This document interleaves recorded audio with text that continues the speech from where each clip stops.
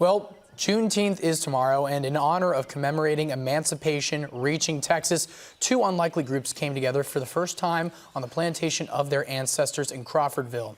Descendants of enslaved African Americans and descendants of the family member of their enslavers.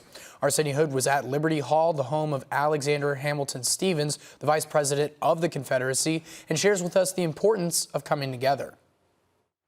Craig, the importance of today was all about recognizing and forgiving. That's what descendants of John Lindsay Stevens, the half-brother of Alexander Hamilton Stevens, as well as Eliza Stevens, who was purchased by Stevens as a young girl, they all gathered for what they say today the very first time.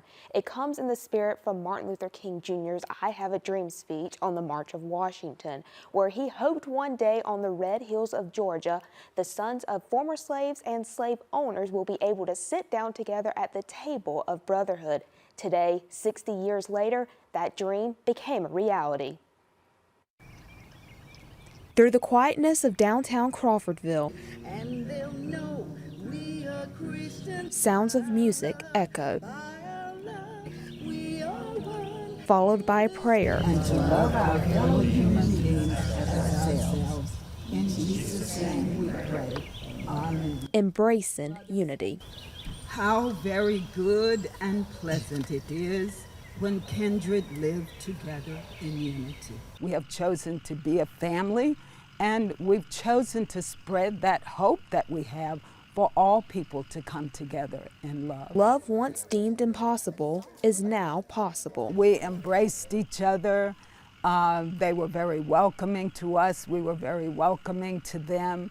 It was just a real time of fellowship. On the lawn where history lives deep within the Georgia red clay. The stories that their family tells that we know are true stories about what happened under the system of slavery. And we wanted to be here to acknowledge that and recognize that. Doing so by naming You purchased us as property. and forgiving the sins. Peace be with you.